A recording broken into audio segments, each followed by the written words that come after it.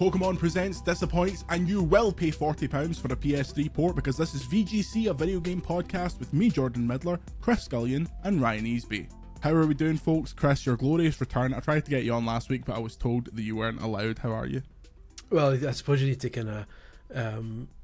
you can't have me on every week because then the standards are set too high. You need to kind of stagger it. I think that's we have to get Chris String on to talk about people throwing feces at each other. Really exactly. I'm disappointed I missed that the Pokemon shit fight, because I think I was at Official Nintendo magazine when that happened, and we were like, "Do we cover this?" And like, no, you don't. You do like, because in Official Nintendo magazine, the news section was the only part Nintendo actually checked. They never looked at our reviews or previews or anything like that. So despite everyone giving it all the, oh, you're biased, it's like we actually had pretty free rein to say what we wanted. It was just the first issue that before I joined had one inaccuracy, and ever since that, the Nintendo Japan were like, we're checking every page of the news to make sure it's all accurate. And so we couldn't report on Pokemon competitors throwing literal shit at each other, because Nintendo would have vetoed that. Pokemon Brown version. Speaking of someone who loves to throw human feces, we're joined today by Ryan Easby. Ryan, how you doing? I'm doing good. I haven't thrown any feces recently, but I've just been playing Baldur's Gate 3 for about a week solid now. Oh, okay, Twitter. Every day on Twitter, like, oh, I've played so much Baldur's Gate 3, look at all these people I'm pumping in Baldur's Gate 3, get a life. I'm not pumping anybody just yet. But... Play a real game. I've been playing Bloodborne, the only game that matters, but we'll get to that later. First, let's do some headlines. Story number 1, Pokemon Presents breaks Jordan's heart. We've got a rundown here of the recent Pokemon Presents presentation. 35 minutes of joy, by which I mean 34 minutes of shit and about a minute of interesting information. Pokemon Skaz and Vaz DLC has been dated for September and Winter 2023 respectively. The first pack is on September 13th, which, if you're keeping track of the old Gregorian calendar, is a week after Starfield, which is some laugh, and Winter 2023 will presumably be December-ish, but no date was given. I think the DLC looks good. It's taken us to a new area. We've got a decent amount of new Pokemon, and there's some connections to kind of what they're probably going to do next that are interesting. But the thing that really got me about this Pokemon Presents, Chris, and it happens every time. You've seen it happen in real time in the Slack. Yep. Day that Pokemon Presents gets announced, I'm excited. Day of Pokemon Presents, I'm like, right, here we go, 2 o'clock, I'm ready, I'll get all this written up. We get about 20 minutes into Pokemon Presents. Someone unnamed writes in the Slack, I'm falling asleep here. And I can't help but agree, because it was one of the least energetic presentations in recent memory. Chris, did you watch any of it, or did you just see it happening via us being sad in the Slack? As you remember, I had the late shift that day, so I wasn't kind of duty bound to cover it, but I thought I might as well have a look. I'm out of the loop a wee bit with Pokemon, because you did the last one. I thought, I'm not touching that, I don't have time. So I came into it like 15-20 minutes in, and literally turned it on, and the first thing I heard was, Pokemon Sleep gives you a reason to wake up in the morning or something like that. So does it? I just put it off again. so that was the sentence I heard. But it's a sad one. I do sympathise with you, because I get excited about some things and then they fall through. I do see the kind of the descent from excitement into bitter disappointment as you watch a Pokemon Presents, and halfway through it, the only thing you've been presented is their balls. Yeah, pretty much. It's like, it's weird because Pokemon has to serve so many masters. They have so many games going at the minute. They've got like Pokemon Unite, Pokemon Masters EX, all that trash, and then as soon as there was also an issue wherein the Mewtwo raid and the fact that the TCG was coming to Nintendo Switch Online, so when the Nintendo Switch Online thing came... I got so excited. Yeah, it happens every time. People are like, they're putting the old RPGs on Nintendo Switch Online, and then it's like, no, here's Pokemon TCG, the game, and Pokemon Stadium 2, and look, there are people in my house right now that are the biggest Stadium fans in the whole universe. Even they were just like, oh yes, more time to play the mini games. People weren't popping. People weren't excited. People weren't popping that Pokéusi, you know. Ryan, how did you feel about the Pokemon Presents? I got bored 5 minutes in.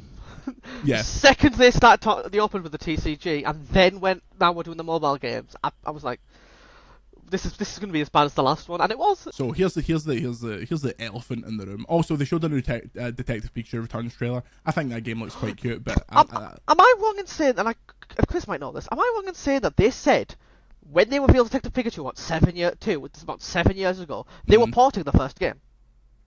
I don't know. Remember. It was so long ago. We've written so many stories about that game, the bottom half of which is just they announced this years ago and then stopped talking about it. So that rings a very vague bell. I'm sure they said, oh well, it was one that it was just after the movie, because as I remember the conference was the same one as the Pokemon Sleep one. They said Detective Pikachu 2, they called it, I think, Detective Pikachu 2 is coming, and then they said, we're also porting Detective Pikachu 1, and that was about 5 years ago now. I don't remember it. I think the new game looks quite nice. If you pre-order it in Japan, you get an amazing trading card of Detective Pikachu sitting on the Growlithe, so I will be importing that for millions of pounds. But here's the thing. The black and white issue.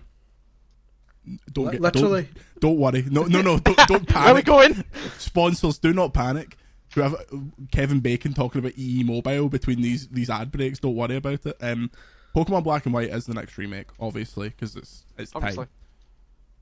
We don't know if they're going to do Pokemon Black and White remake, or what I think they should do is do Pokemon Black and White 3, because Pokemon Black and White is the only game to ever get a numbered sequel in the main RPG series. So, oh god, yeah, it is. Yeah, so Pokemon, also copies of Pokemon Black and White 2 are like £1 billion. I have one just sitting in my attic right now. So. Congratulations on that mortgage that you've just paid off. But for that same reason, though, could you make a Pokemon Black and White 3 if people who want to get into Pokemon Black 1 and 2 can't access them anymore? It's not like they have, like, the stories are interconnected. Stories are not forgettable. Let's be going to annoy all Pokemon they're fans. forgettable, but they are interconnected. connected. Like, they are interconnected, but not in such a strong way that you would have to play it.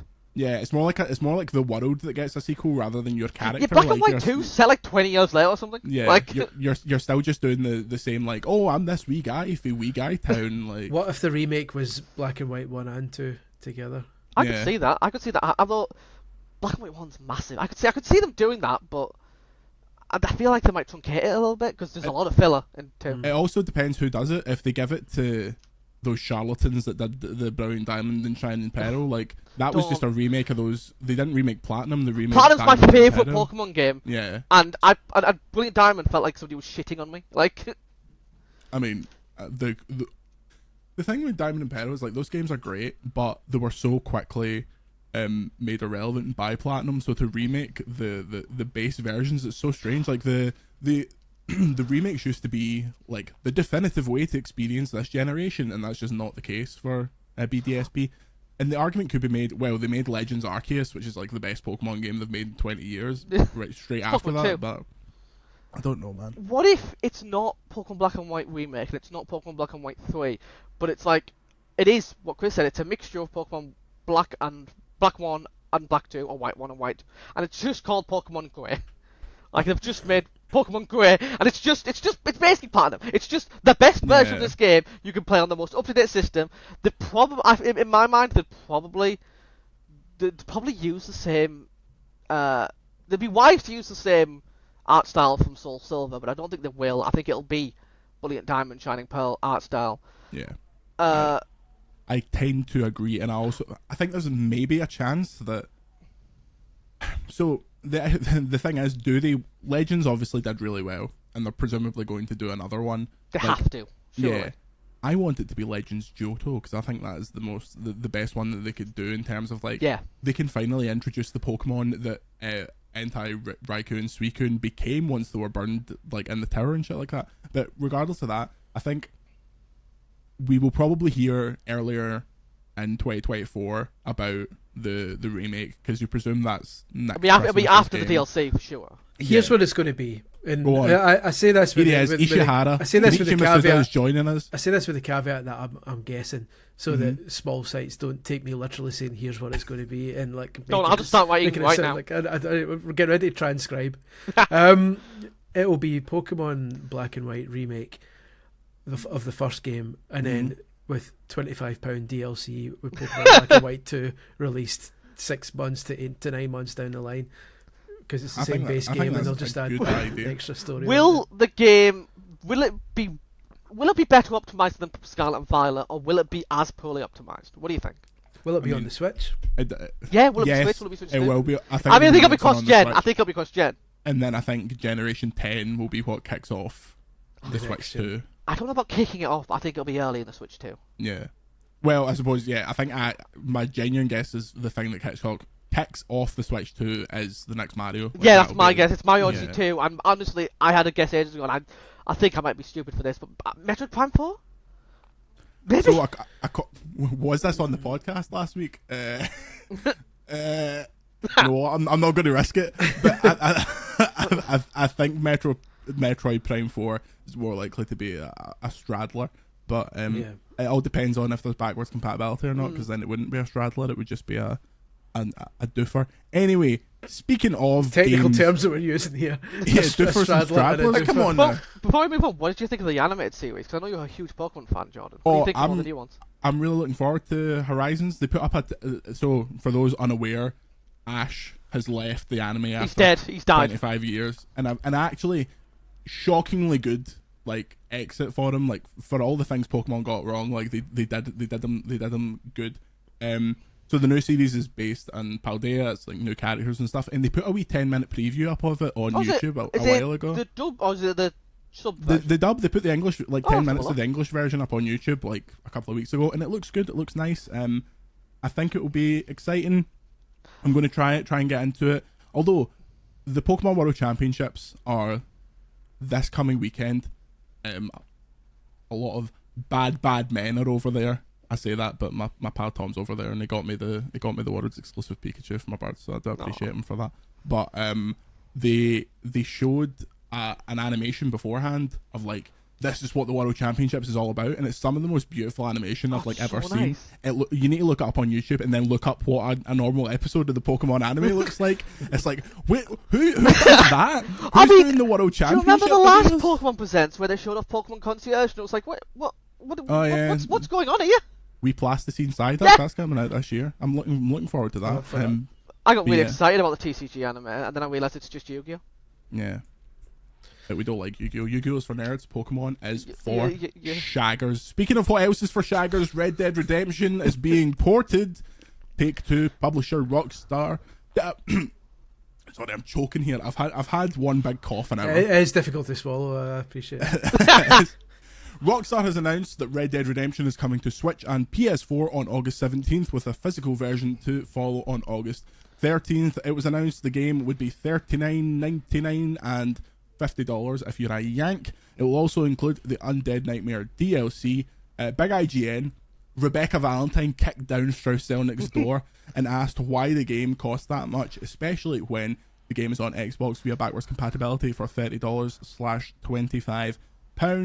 That's the base game. You can get Undead Nightmare for a tenner extra. Quote, "That's just what we believe is commercially accurate price for it," Zelnick replied. Now, when you hear Red Dead is coming back for £40, Chris, surely this is some kind of remaster. Surely this is some kind of remake. Surely this is not the PlayStation 3 game being ported. Surely it's got all the features of the original. One would imagine that it's got multiple bells and whistles attached. Yeah, all the bells and whistles. It's got the whole multiplayer suite. You could never stealth your horse through this new town with all the bells and whistles attached to it. Tell us about it, Chris. What is this Red Dead version? You start and listen to this nonsense. It's just the same fucking game, isn't it? It's the same game. It's like it's a PS3 game. It's the worst version of the same fucking game because it's got no multiplayer. Yeah. That's a good point. Although, to be fair, I say to be fair, this is me being like, defend. Go on, defend. No, I'm being as generous as I can. The only thing we don't know yet is if the PS4 version will have 4K, which you've got to imagine it's got to have. Because if the Xbox can do that, the Xbox One X version, not even the Series X, but the One X version has 4K. It'll be 4K, but it'll be 30 surely FPS. PS4 Pro must have 4K as well. Yeah. But that aside, I mean, He's right. It is a commercially accurate price for it because the accurate thing is that it will come out for $50 and then within 2 weeks it'll drop to $30. People will buy it. He's not wrong. Yeah, I think it will do incredibly well. It's commercially accurate in that they know what they're doing and they know they'll get the first bunch of numpties who'll just buy it regardless. It could have been £800 and they would buy it anyway. And then after a couple of weeks it'll drop down to the price where everyone else goes, yeah, okay. I don't get why it's not coming to PC. Like I know you can play on. I could go upstairs and play on my Steam Deck right now. But like, why isn't it officially on PC? Is there a reason? Did they lost the source code? Didn't they? Well, I think it's more a case of like, I honestly think it would be such a little difference that it's like, what is the point of differentiating this? Like, I think there's going to be so many people that go into your game stations, you know, RIP, God rest it, and just think, oh, they've put out a remake or a remaster of Red Dead Redemption. I can't believe they haven't went the cheeky route and also put it in PS5 cases. I think just putting it in PS4 cases is a shocking amount of like restraint for Take-Two, and they didn't just slide it in. Even putting PS4 discs in a PS5 case. The ballsiest thing they could do is put Definitive Edition on the top. Yeah, like, the complete edition, the game of the year. That'd be a ballsy move. I could see them doing it. I mean, it's going to be better than that GTA trilogy at least. Well, what isn't? It's still Red Dead Redemption. That is the one. Game. That is the one kind of upside to this, is that they're not messing with it. Like, we assume they're not messing with it. Like we're not. We're actually could be AI to fuck as soon as we get it. Yeah, I mean, the minute that unlocks, I need to see it. I need to see it running on a Switch because I vividly remember San Andreas unlocking on the Switch and playing that first mission and just being like, oh my god, this is going to pay for this website. Speaking of something similar to this, let me just address this briefly. Go off topic for a second. We were discussing this before we went on air, and I've done multiple checks to make sure I can speak about this, and I can't. Here we go. Because this is my personal account, not my work account, so it's safe. A rather large game, a closed beta, has been going out to various people yesterday, and I believe some press have been getting it. But also, some players have been getting it, like not press. And this is under these circumstances in which I've been sent it. I was sent an email last night to my Hotmail address, therefore I knew it wasn't work related, and it was through my. So I'm safe, everyone. I can say this.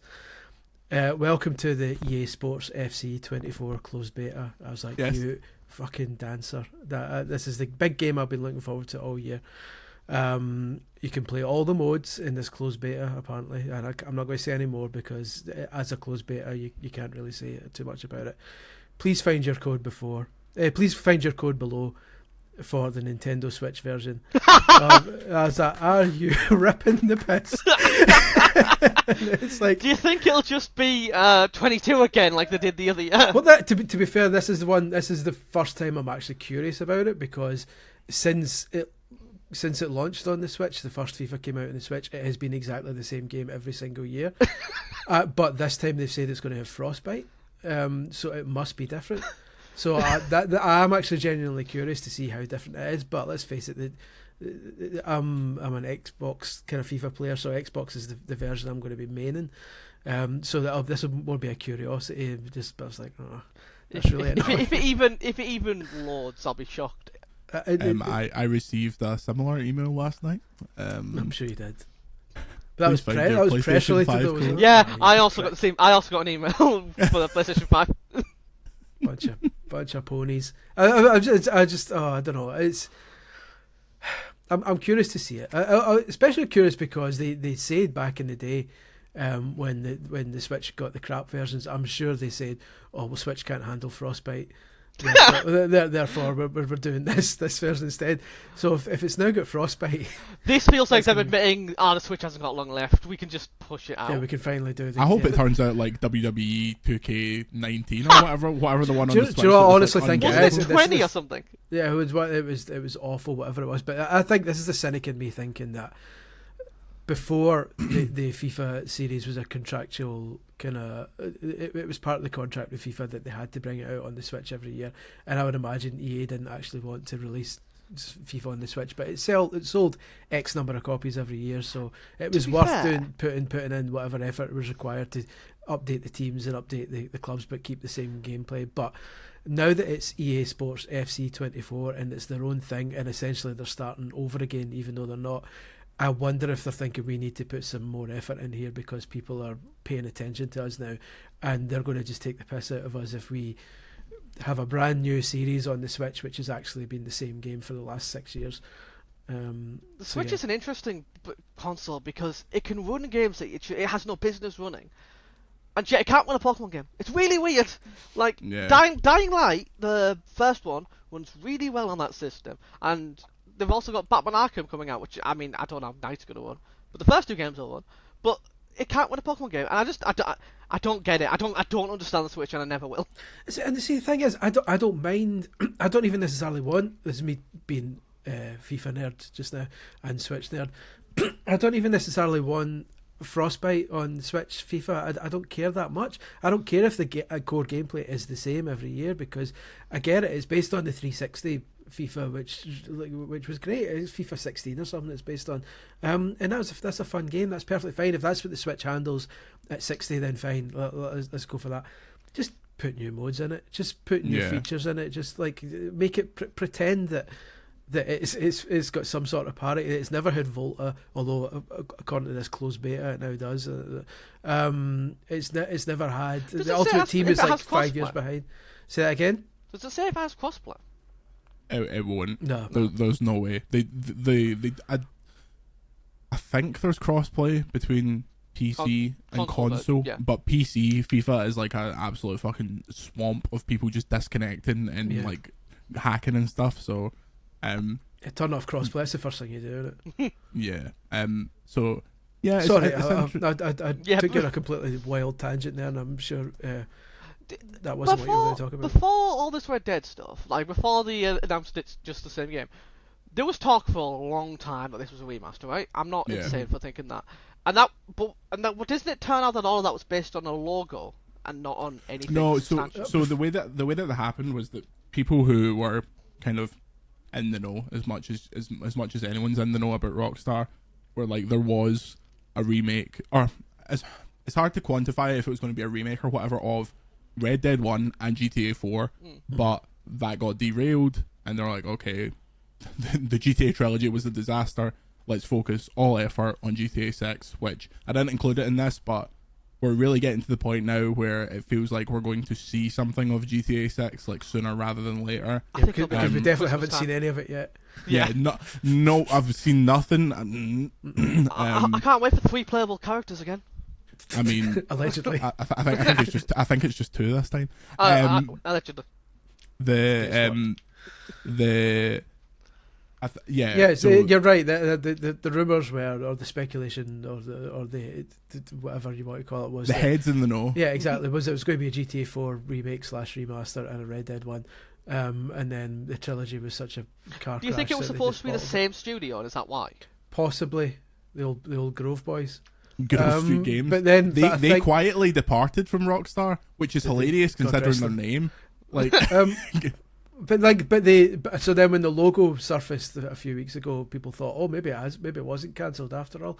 But yeah, it was. It's gone. Yeah. It's a strange situation.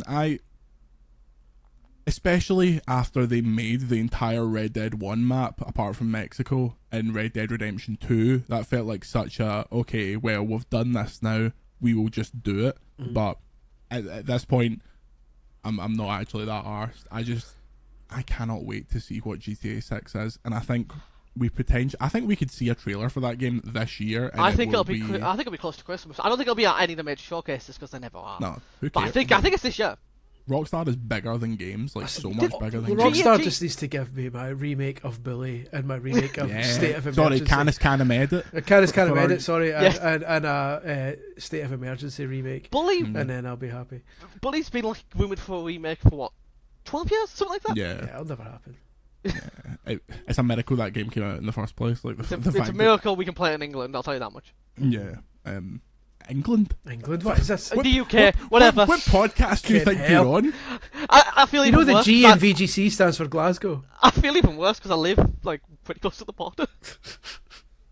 The C stands for Caledonia. The thing is, like, Rockstar obviously They're all pointing. Everything's pointing in one direction. I think it's funny that all of these Take-Two calls at the minute are like, "Yep, we're going to make a lot of money in a wee while. Can't really tell you when, but we're going to make so much money. We're going to be right." Like, I know for a fact that me and Chris will be writing a story being like, GTA 6 is the highest grossing entertainment property of all time in the 40 minutes after it came out. Just, I'm hedging my bets there. People, if anyone saw my story covering this a couple of days ago, I was very careful not to say that he was talking about GTA 6, because there's always a wee chance that when Strauss Zelnick says in fiscal year 2025 we're going to see a massive upsurge in profits, he's actually talking about a remake of WWF No Mercy.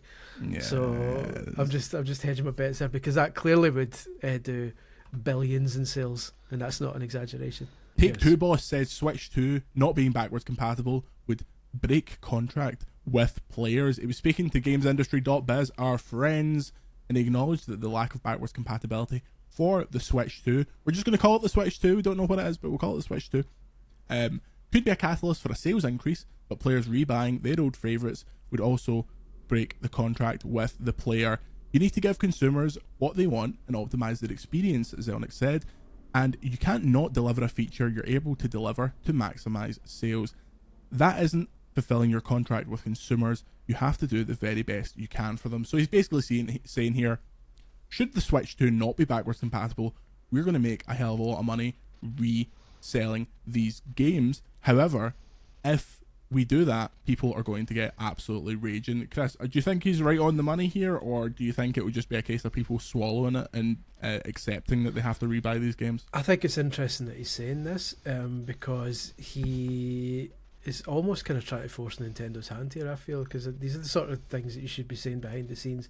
And it's interesting that someone with so much clout as Strauss Zelnick is literally coming out and saying next Switch should be backwards compatible, by the way, because then if it doesn't happen, that's massively awkward.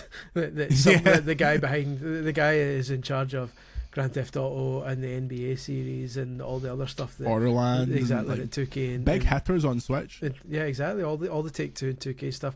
The guy's already come out and said it would break a contract with the players if it didn't have backwards compatibility. That's big words. If he doesn't know whether it does or not yet at this point, that's a bold kind of statement. Because what do you guys reckon? Do you reckon it will be backwards compatible? I think it has to be. I can't see it 50-50. Not being, but it's Nintendo. That's what gets me. Like they might not. Yeah, I think there was an interesting point made last week about how the PS5 software sales have been a bit soft because people just got the PS5 and played their PS4 games. Yeah, I did that for the first 3-4 months. Yeah, which is, I mean, I understand it, and I also understand the argument that PS5 games are so expensive that you're not going to be buying like. Well, I bought the PS5 early, like as an early adopter. I bought it basically as a 4K player. Like that was what it was for me. And then games started releasing, and I actually started playing them. But that first 4 or 5 months was a bit dry. So, what's your opinion on Game of the Generation Returnal? I haven't played it yet. It's on my list. My backlog's really big. We'll get into it later. But my backlog's so big. I mean, I keep playing. I'll be honest. Every time I start Returnal, I end up back on Hades somehow. I don't know how it happens. Hades is Returnal for weebs. Hades is Returnal for Tumblr kids. Returnal it's better. That's what you say. It's not. There is no game on any console that is better than Returnal, and you can take that to the bank. That's my new catchphrase I'm working on. That means Returnal's your game of forever because it's on PC. Look, the PC version is a charlatan version. If you're not playing that on the PlayStation 5, it's struggling for your life. There is a journalist who would remain nameless, but she knows who she is.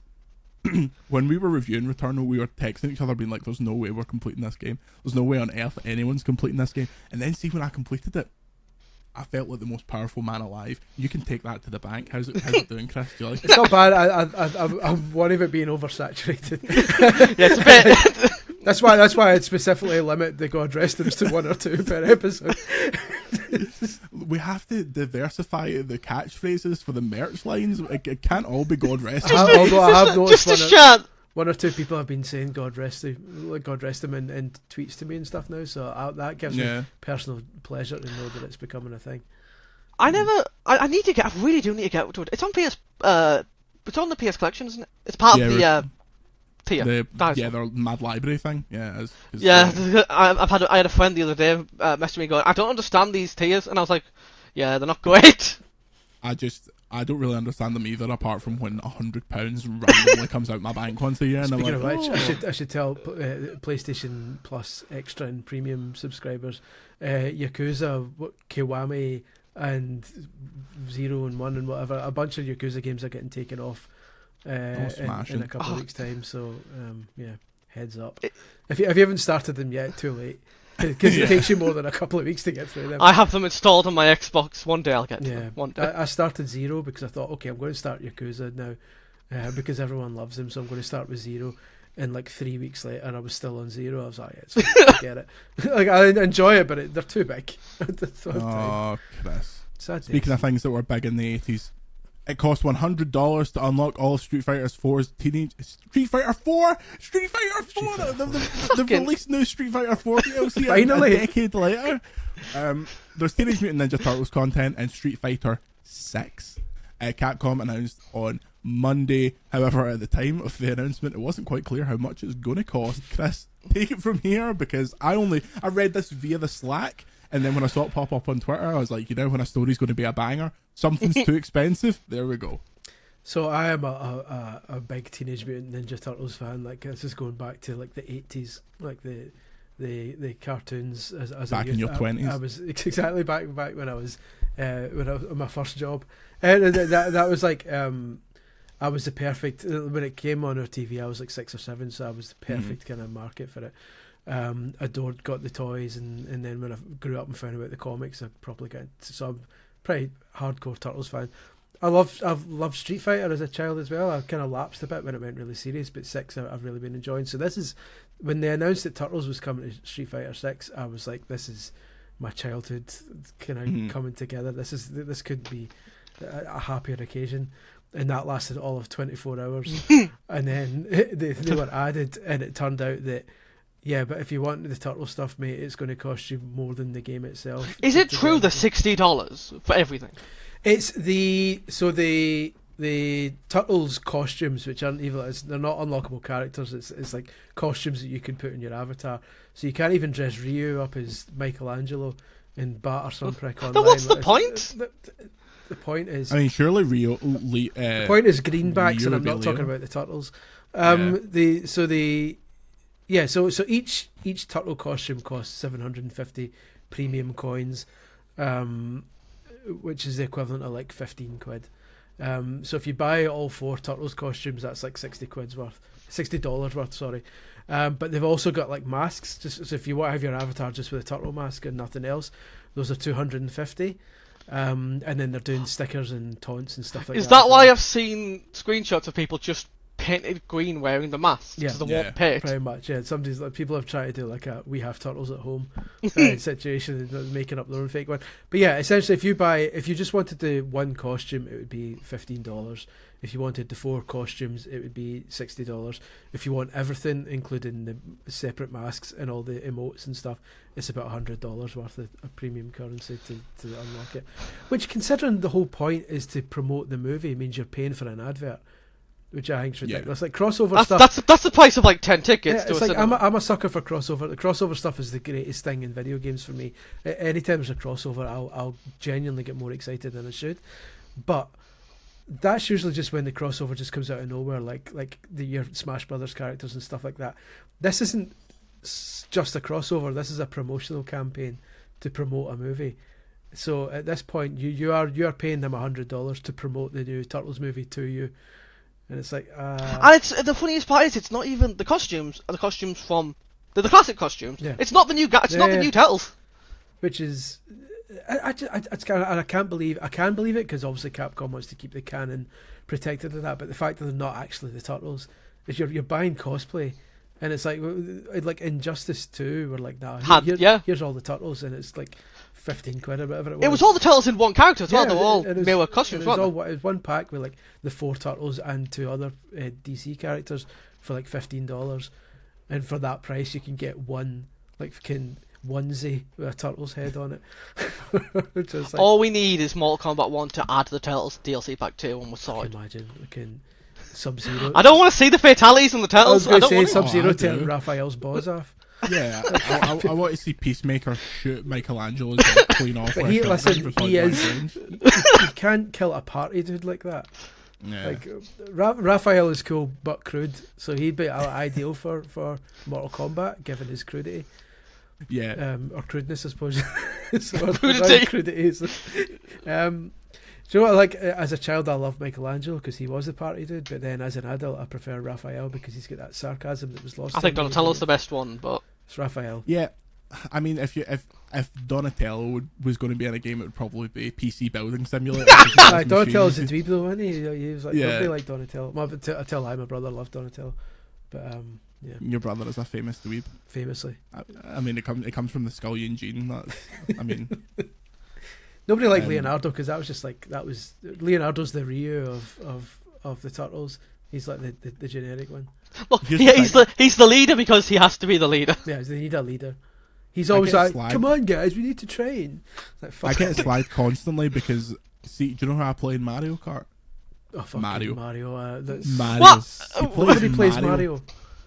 You play as Mario. His name's on the box. You play as Mario. That's it. Not even kids play as Mario. It's too predictable. When you play Mario Party, is there a fight in your house to decide who gets to be Mario? There's no fight because it's my Because you're game. the So only I'm one- playing as because you're the only Mario. one who wants to actually be Mario. It's not. I don't play as Mario in Smash though because there's good characters on that. I've like just Pokemon. thought the costumes. I imagine the costumes don't have the female turtle from the IDW comics either. Venus, so it's just Venus the de Milo? No, I don't Yeah. believe so. For the comics, do you mean from the Power Rangers and Space crossover episode? Come on, get it right. I always hated the fact that she was called Venus de Milo because it totally breaks the naming after artists. It's naming it's scheme. so much funnier in the comics because she's a Foot Soldier. She's actually a member of the Foot Clan called Venus de Milo. It's just like I don't. Ryan's been googling Venus de Milo feet all week. Next up, Fallout, Assassin's Creed, and Final Fantasy are coming to Magic the Gathering. The sets, which will be released in 2024, are part of Magic the Gathering's Universe's Beyond expansion, which sees the 30-year-old trading card game partner with brands because it's washed, unlike Pokemon, which is real. Speaking of which, they did Lord of the Rings this year, and Ryan has just flashed his Lord of the Rings. Are you I bought- are you not I opening must that stuck now in a 'cause podcast with two fucking trading card nerds. I knew this was a Jordan story. Chris, mate, I've got a Yu-Gi-Oh box here. For those not watching on There's a- YouTube, they're flashing their cards at me. Which is There's a about- Pokemon. which is about There's a the Pokemon box least- sitting upstairs. Both Jordan and Ryan are now flashing their cards at me, which is the least Whoa. threatening thing I've ever seen. my It's- PSA 8 graded I have a silver. delivery coming today. That's a box of Yu-Gi-Oh cards. See, I knew this was a Jordan story when I saw it on the run. And I was like, oh, here we go. But, I've yeah. never played Magic. I'll admit, I bought these because my friend was like, "I want to learn to play Magic." I was like, "Oh, so do I." And I really like Lord of the Rings, which it turns out this starter deck was £20. The actual starter deck for normal Magic £7. I spent way too much on this, Nice. but I really wanted the deck boxes because they're quite nice. Who's that meant to be? I That might be Frodo. think it's I think so. That doesn't look Tell you the like best it would trading be. card game of all time is Here we go. Top Trump's Awesome Vehicles. Yeah, specifically awesome vehicles. I'm sorry, mate. Your speed's not high enough. I know. Chris, what property would have to cross over with Magic the Gathering? Cars, To be in just the cars. Listen, I just don't do trading cards. Like even that new Disney one that came out, I'm a massive like. Disney. Oh, I Lorcana. really want that I'm new a Disney one. massive Disney nerd, and like I'll go to Disneyland as often as I can, like the Paris one, because I'm not crazy.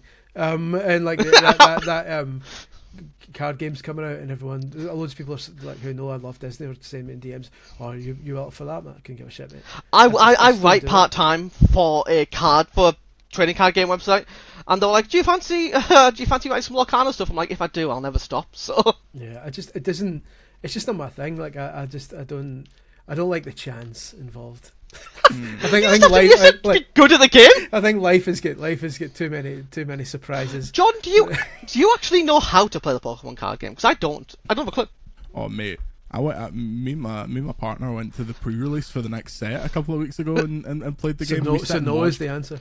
We sit, we sit and watch competitive videos about Pokemon trading card games before we go to sleep. We've got a booster box of the new set arriving tomorrow. Like Nice. yeah. I buy them and I look at the art and I go, "This is a pretty Pokemon." And then it goes in a Yeah. box and I never see it again. It's look, it's an addiction. I have I thousands of cards sitting on this desk. I really do want these the Final Fantasy Magic the Gathering cards. Like, But this is the question though. There's already a Final Fantasy card game. So yeah, there is. What's But, the from what I story here? understand- As a complete nobody and newcomer to Right. these, is the whole point that you can now these Final Fantasy and Assassin's Creed and Fallout cards that are coming to Magic. Can you use those with like the normal? So set, I don't think so. Or is it a totally standalone thing? I presume, but from what I understand, Universes Beyond is a standalone thing because the only reason one of the reasons I got into it is there's a Doctor Who set coming out later this year. Yeah. From what I understand, I understand that it's like you can play against decks made from that specific like IP. Right. But I don't think you can play them. I have to check. I don't think you can play them in normal decks. So that's Universes Beyond thing. Is there multiverses basically? So presumably you can have like Final Fantasy characters fighting Assassin's Creed characters. Is So, that Yeah, I've apparently just- they're not standard legal, but they are legal in whatever the fucking Eternal format is, which I assume is So, just unlimited. That isn't. I'm going to correct this podcast immediately. That is not true. Lord of the Rings Magic the Gathering cards are modern legal, which you can play in Modern, Legacy, Oh, and Vintage. right, okay. I say this was- as a 40-year-old man who started his love for video games at the age of Don't 4 look a day over 50. and has been a journalist specifically writing about video games for 17 years. This is the nerdiest conversation I've ever been involved in, and I'm Just deeply uncomfortable. I mean, I've been a journalist for 3 years, and I'll still side with you on this. It's a low point in my career. Speaking of stuff for nerds, very quickly, Baldur's Gate 3 is the man of the moment, and I'm enjoying the Twitterati, the woke Twitterati going crazy about it, but I feel like we are really counting down. It's really a preview of the way that COVID was a preview of the end of the world and how people will react when it's finally time to wrap up shop. Baldur's Gate 3 Twitter feels like a preview of how unbearable the world is going to be when Starfield is out. Ryan, how much Baldur's great? Baldur's great. It is great. Baldur's great. Baldur's brilliant. How much have you played? Is it any good? So I am so it's really weird. My Steam clock is 28 hours. 6 hours of that is a multiplayer split screen I'm doing with a friend. 22 hours of that is my single player. However, if you go into the actual save menu, I've only played 10 hours because I've done that much reloading because the combat's that hard. Yeah. So I'm a huge D&D guy. I can see a copy of the Player's Handbook right now. I'm really loving it. I think I'm barely going to. I think by the time Starfield comes out, I don't even know if I'm going to be done with this.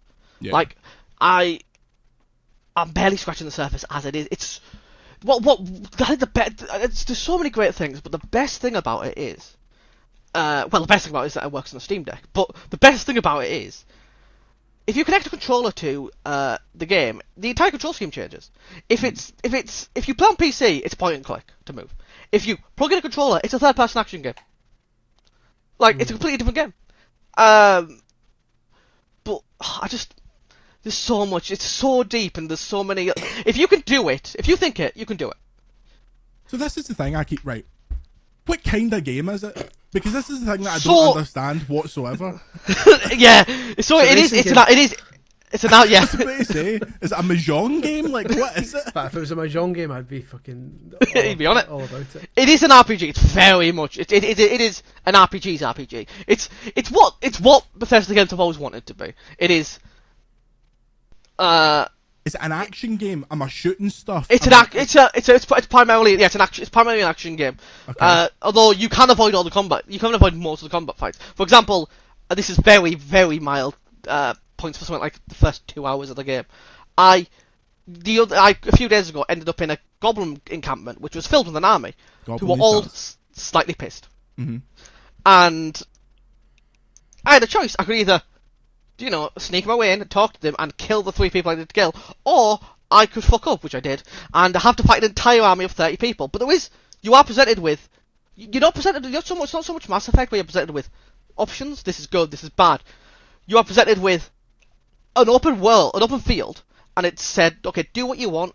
If you're stupid enough to think it, it will work. You can't just push people off the edge of a cliff, or you can be pushed off the edge of a cliff, which has led to several player counter deaths for me and several reloads. But like the best way to describe it is it's Dungeons and Dragons and crack cocaine.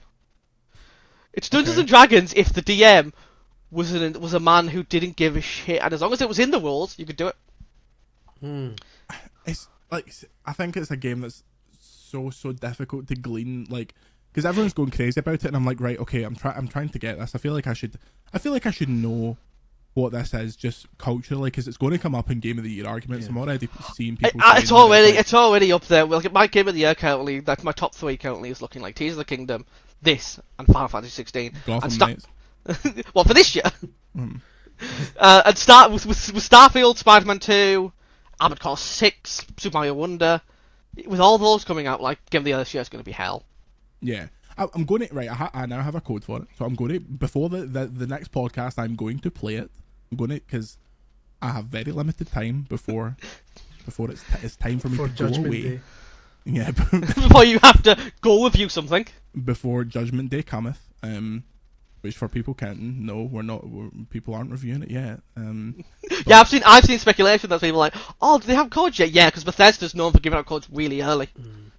I mean, we had a moan about it last week. I think we will have okay time. I think you'll have 3 days, and I think you'll be lucky to get 3 days. When did Doom codes in every day when code doesn't turn up? When did Doom codes come in, Jordan? What day was Doom codes? Think about that. No, but right, this is right. He wasn't even born when Doom came out. the real Doom. Up here. Doom codes was first of all the whole Doom story is a misnomer, because plenty of places did have review code for that. That was like only certain places got. It's only certain. Like long leads, like you got it early and stuff like that. Doom turned out brilliant. Since then, Bethesda, like not BGS, but like the Bethesda publisher, have been all right. When did Fallout 4 codes come out? Like weeks. Like people had physical copies. I remember hearing on a podcast when I was like, when was Fallout 4? 2017? About 5. Yeah. So I was like 17 at the time. I remember hearing on a podcast when I was like back then that he'd had the game for like a month at that stage, and that's when it came out. So like Deathloop, I had that for ages and ages. I had Deathloop for like weeks. Yeah, so I think it will be fine. You actually only had it for one day. We just kept playing the same day. It was the same day. Oh, I wish I could just end this podcast right now. Finally, because there will be people. Back in my day, when I was like on the outside, I'd have been worrying about stuff like this as well. I think that reviewers will get about 2 weeks with the game, which won't be enough to do everything, but it was never going to be enough to do everything. I think it'll be enough to mainline the story. Yeah, and I also think there'll be a lot of reviews.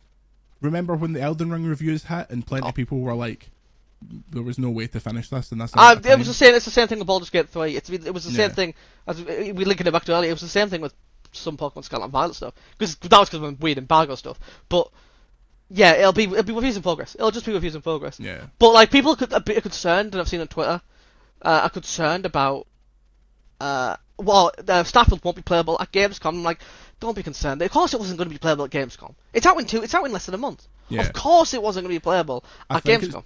I think it's optically bad that they have so little at Gamescom, but also you don't want the first public sentiment of Starfield to be people filming it over the shoulder and stuff. I think it'll be at Gamescom opening night live. I think we might have a trailer, but but that would be it. But no, because it's not even out in a month, is it? It's out. It's out in. Like, it's out. Yeah, but 5 days. Yeah, it's 5 days earlier for early access, which means it's actually out on like the 1st of September, because that's how this works. So it's what, 3 weeks away? Something like that. We're getting close. It's horrifying. You'll be able to physically see it in my face whether or not I'm reviewing it. So obviously, as soon as I'm reviewing it, I won't be able to talk about it. So as soon as you see the grey hair envelop, which is discussing it in like weeks. Have you got Starfield codes and the camera just turns off? You see a scream. I'll just start talking about what are you doing about? Okay, here's a question for you that I don't know if you can answer. What are you doing about Armored Core 6? Because that's out this month. Ignoring it. I'm just skipping it. There's this weird situation where, because we're still a relatively small team, biggest site in the world. And I know, but we've got we're entering this period where so many games are coming out, and it's like we have some people forget where VGC's at in our journey just now. We've got all these games to cover, and it's like something's going to there will inevitably be some games we just don't have time to cover, and so we're already preparing ourselves for the inevitable. So you're skipping Super Mario Wonder then, are you? On Twitter saying, "Where the fuck is your review of like?" I don't even know. I don't even want to say a game in case. I said this yesterday. I was looking for Jordan's review of Stray Gods, and when I couldn't find it, I was upset.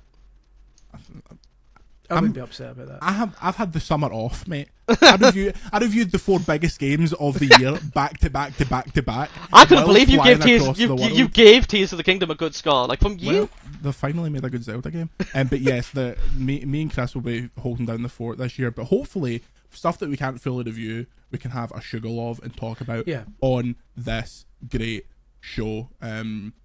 Great is subjective. Chris, before we go, I've got a wee game for you since you mentioned WWF No Mercy. Okay, I have the roster in front of me, a legendary roster featuring 74 characters. Yes. Mm-hmm. How many of those 74 characters are still alive? In what game? In No Mercy. No Mercy. When was No Mercy? 74 characters. Do you know the number off the top of your head without if you calculate? No. I'm going to go through it. It won't take long. No Mercy was released 17th of November 2000. I'm going to guess of the 74 characters that are in it. 74 Is characters. this including Ho? Because there was just like a random prostitute was one of those characters. Are we assuming she's still alive, even though she wasn't based on anyone? Well, we can't really Google Ho. Can we? Ho life. Okay, so we'll assume Ho is alive. I would say 38 of them are alive. Yeah, 38 of them? Okay. Oh no, that's low, isn't it?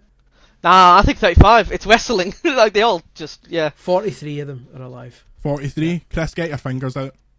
Get your fingers out and count for me. What, like that? There's only 10. Right, who's dead? Al Snow. No, I'm not. I'm going to go alive here. Okay. Right. So, Al Snow, Albert, Bradshaw, Bubba Ray Dudley. Is Bill Buchanan still with us? Was he ever? Bill Buchanan still kicking a ball? I think so. Bill Buchanan. He doesn't even know he's alive. Still alive. We've still got the buller. We've got the buller. Finally, I'm delighted to hear that. Mick Foley, Jericho, Christian, Devon Dudley. Does Mick Foley count 3 times? No, we're just having him once. Right. D'Lo Brown, Dean Malenko, Deborah. Did Earl Hebner died recently, didn't he? Yeah. Yeah. Or was it his brother? Dave Hebner. Earl Hebner's selling fake merch out the back of his car in heaven. No, Errol's still with us. Big Errol, he's still going. Okay. Yeah. Where else are we? Edge, Farouk, Funaki. We're going. Ivory, Jacqueline, Jeff Hardy, Jerry Lawler, Jim Ross, Kane, Ken Shamrock, Kurt Angle, Zombie Linda McMahon, Lita, Mark Henry, Matt Hardy, Michael Cole, just Mr. Ass, doesn't get an actual name on this one. Rikishi, Road Dogg, Scotty Too Hotty, Shane McMahon, HBK, Stephanie McMahon, Steve Austin, Steve Blackman, Steve Richards.